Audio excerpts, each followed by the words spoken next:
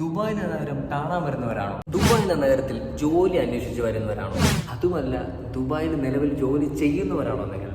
ഇതിൽ ഏത് കാറ്റഗറി ആവട്ടെ, നിങ്ങൾക്ക് ഈ ദുബായിൽ ഒന്ന് ബസ് യാത്ര ചെയ്യണമെങ്കിലോ നിങ്ങൾക്ക് അതേപോലെ തന്നെ ഒരു മെട്രോ യാത്ര ചെയ്യണമെങ്കിലോ നിങ്ങൾക്ക് അത്യാവശ്യമായി വേണ്ട ഒരു സംഭവമാണ് ഈ പറയുന്ന നോൾ കാർഡ് എന്ന് പറയുന്ന ഈ ഒരു ചെറിയൊരു ATM പോലെ ഇരിക്കുന്നൊരു കാർഡ്.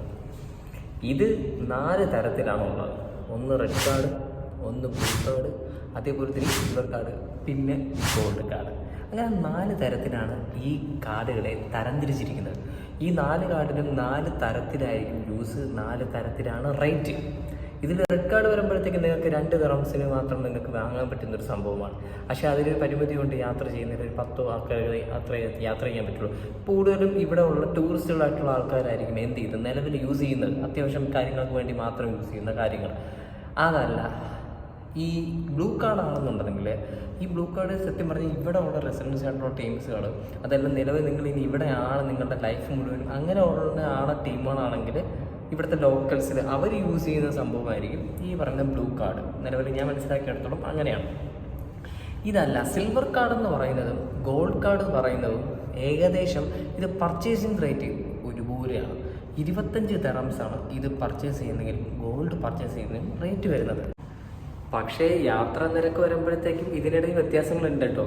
കാരണം ഇവിടെ നമ്മൾ 25 രൂപ മുടക്കുകയാണെന്നുണ്ടെങ്കിൽ 19 ദിറംസ് ഇതിനകത്ത് കാണും. ബാക്കി അവരെന്ത് ചെയ്യും, പിടിക്കും, അത്രേ ഉള്ളൂ. പക്ഷേ അതേസമയം ഗോൾഡ് കാർഡ് ആണെന്നുണ്ടെങ്കിൽ അവർ 25 പിടിക്കും. പിന്നെ നമ്മൾ എക്സ്ട്രാ എന്ത് ചെയ്യണം, റീചാർജ് ചെയ്യേണ്ടി വരും.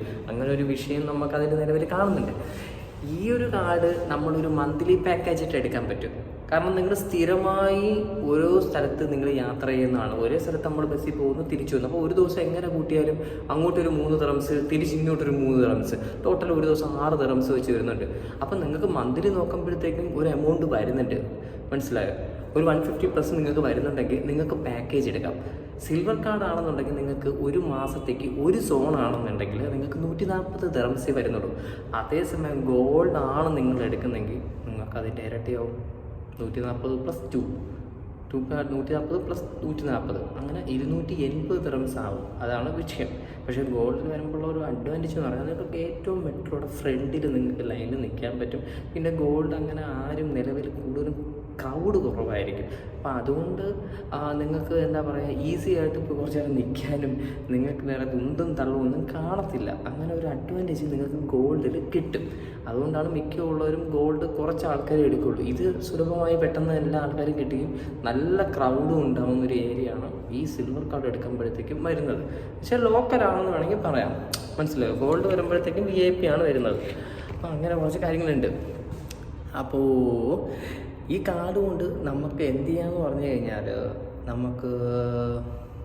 നമുക്ക് ചെറിയ ബോട്ടുകളുണ്ടല്ലോ. ഞാൻ ഈ കാണുന്ന ഈ കായൽ കണ്ടോ, ഈ കായലിൻ്റെ ബോട്ടിലൊക്കെ നമുക്ക് യാത്ര ചെയ്യാൻ പറ്റും.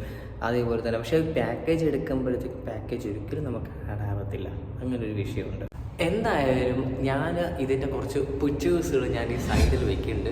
അപ്പം നിങ്ങൾക്ക് അത് നോക്കുമ്പോഴത്തേക്ക് നിങ്ങൾക്ക് അതിൻ്റെ റേറ്റും കാര്യങ്ങളെല്ലാം അറിയാൻ പറ്റും.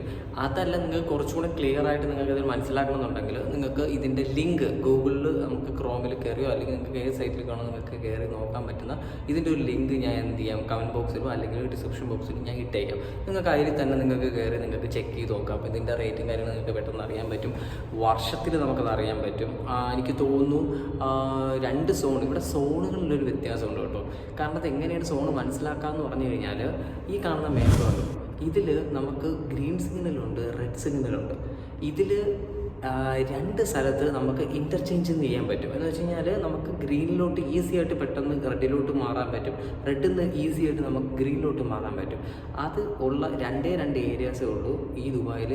ഒന്ന് യൂണിയൻ മെട്രോ സ്റ്റേഷനും ഒന്ന് ബുർജുമ മെട്രോ സ്റ്റേഷനും. ഈ യൂണിയൻ മെട്രോ സ്റ്റേഷനാണ് ആ കാണുന്ന മെട്രോ സ്റ്റേഷൻ എന്നുള്ളത്.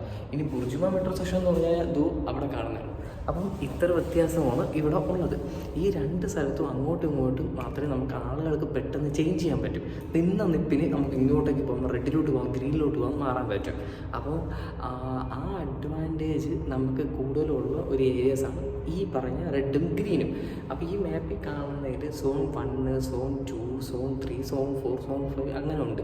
ഇതിൽ ഫുൾ സോണും നമുക്ക് പോകാനായിട്ട് 365 ദിവസത്തേക്ക് നമുക്ക് ചിലപ്പോൾ ഇത്ര പാക്കേജ് എന്നുള്ള രീതിയുണ്ട്, മനസ്സിലായോ? അതല്ല നിങ്ങൾക്ക് 2 സോണാണെന്നുണ്ടെങ്കിൽ 230 റംസാണ് ഈ സിൽവർ കാർഡിൽ വരുന്നത്. എന്നാൽ 230ൻ്റെ ഗോൾഡ് അപ്പോൾ എത്രയാവും? ഇതിൻ്റെ ഇരട്ടി, 460 രൂപ. ഈ വ്യത്യാസമായിരിക്കും ഉണ്ടാവുക. ഓക്കെ, അപ്പം ഇത്രയൊക്കെ ഉള്ളൂ നോട്ട് കാർഡിൻ്റെ ഉള്ള കാര്യങ്ങളെന്ന് പറയുന്നത്. പിന്നെ ഈ നോട്ട് കാർഡ് കൊണ്ട് നമുക്ക് പാർക്കിങ്, നിങ്ങൾക്ക് സ്വന്തമായിട്ട് വാഹനം ഉള്ളവർക്ക് പാർക്ക് ചെയ്യാൻ വേണ്ടി നിങ്ങൾക്ക് ഈ കാർഡ് യൂസ് ചെയ്യാൻ പറ്റും. അങ്ങനെയുള്ള കുറച്ച് ഉപകാരങ്ങളൊക്കെ ഈ കാർഡ് കൊണ്ടുണ്ട്. സോ അത്യാവശ്യം നിങ്ങൾക്ക് മനസ്സിലായെന്ന് വിശ്വസിക്കുന്നു. ഇനി ഈ കാർഡ് എങ്ങനെ യൂസ് ചെയ്യുന്നുള്ള കാര്യങ്ങളൊക്കെ ഞാൻ അടുത്തൊരു വീഡിയോയിൽ അടിപൊളിയായിട്ട് രീതിയിൽ ഞാൻ ചെയ്തു തരാം. ഓക്കെ.